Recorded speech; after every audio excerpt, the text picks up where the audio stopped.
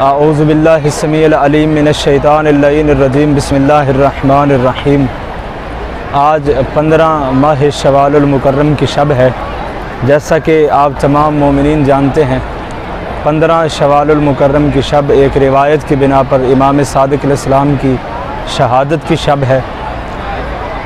अक्सर इराक़ में और दीगर बाज़ ममालिक में जो मौला की शहादत के हवाले से अज़ादारी का अहतमाम किया जाता है वो 25 माह शवाल को किया जाता है, लेकिन पाक व हिंद में एक रिवायत की बिना पर एक रिवायत को सामने रखते हुए 15 माह शवाल को अज़ादारी का अहतमाम किया जाता है। 15 माह शवाल हो या 25 माह शवाल, कोई ऐसा दिन नहीं जिस दिन उम्मत ने आले मोहम्मद को न रुलाया हो।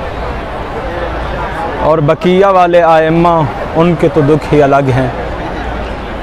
अगर पहली मासूमा को आप देखें, अगर उनका दरवाज़ा जलाया गया तो इमाम हसन ने जलता हुआ देखा, और जैसे इमाम सज्जाद व इमाम बाकर ने अपने घर को जलता हुआ देखा, ऐसे दुख तो किसी मासूम ने नहीं देखे। देगर हम ये समझते हैं कि शायद इमाम सादिक अलैहिस्सलाम को बनी उमैया और बनी अब्बास की ज़ाती जंगों की वजह से तबलीग का मौका मिला है, तो शायद मौला की ज़िंदगी में इतने दुख नहीं। ऐसी बात हरगिज़ नहीं। जो दुख बाकी आइम्मा ने देखे, जो तकलीफ़ें बाकी मासूमीन ने देखी, बिल्कुल वैसी ही सख्तियाँ, वैसे ही मज़ालिम इमाम सादिक अलैहिस्सलाम ने भी देखे। अगर जनाब सैयदा का दरवाज़ा जलाया गया तो इमाम सादिक के घर को भी आग लगाई गई, जो कि कम मोमिनीन जानते हैं। मंसूर दवान की खुदा की लानत हो इस पर। इसने इमाम को कहा कि आप इराक़ आ जाएं। इमाम ने आने से इनकार किया, तो इसने वाली मदीना को लिखा कि मौला सादिक के घर को जला दिया जाए। तो वाली मदीना खुदा की लानत हो उस पर, उसने इमाम सादिक अलैहिस्सलाम के घर के गिर्द बिल्कुल वैसे ही लकड़ियाँ इकट्ठी की जैसे शाम गरीबा लश्कर यजीद ने ख़याम हुसैनी को आग लगाने का अहतमाम किया था। या मदीने में दरवाज़े सैयदा को जलाया गया। इमाम सादिक अलैहिस्सलाम के घर को जब आग लगी तो इमाम ने अपने घर में लगी हुई आग तो रोक ली। दूसरे दिन कुछ मोमिनीन मौला की बारगाह में आए। उन्होंने देखा कि मौला ज़ारो कतार रो रहे हैं। तो किसी ने पूछा, मौला क्या आप उम्मत के दिए हुए दुखों की वजह से रो रहे हैं? मौला आप क्या अपना घर जलने की वजह से रो रहे हैं? मौला ये जुल्म तो उम्मत हमेशा से आप पे करती आ रही है। तो मौला ने कहा कि कल मेरे घर में लगी हुई आग ने मुझे रोने पे मजबूर नहीं किया। तो उन्होंने पूछा, मौला आप किस वक्त को याद करके रो रहे हैं?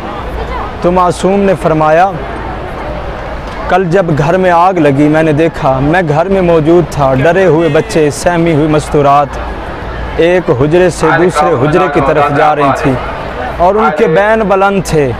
मासूम फरमाते हैं, मैं उनमें मौजूद था, मैं सहारा देने वाला उनमें मौजूद था। इसके बावजूद मस्तूरात की चीखें बुलंद थी।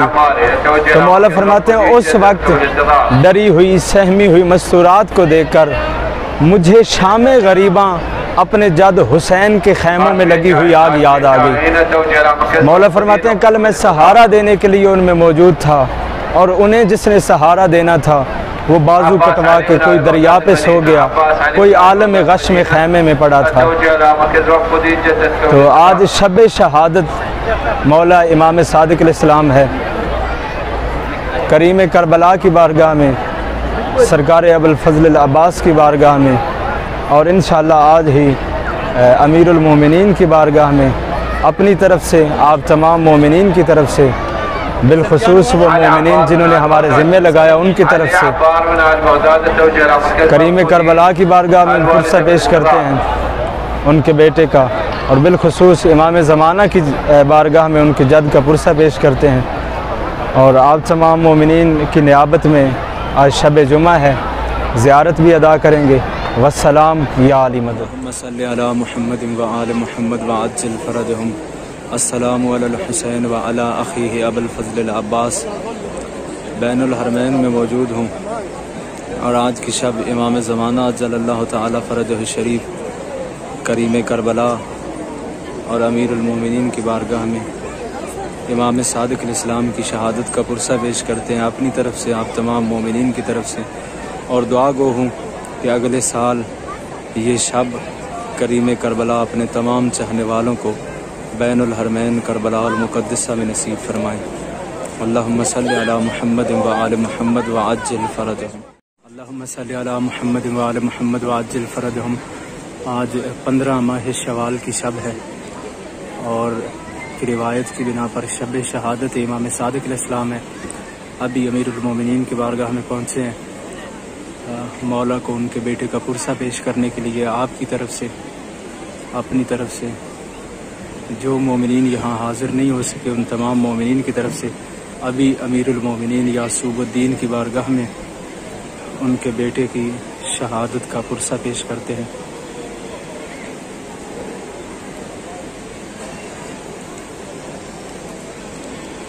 अल्लाहुम्मा सल्लि अला मुहम्मद व आले मुहम्मद व अज्जिल फ़रजहुम।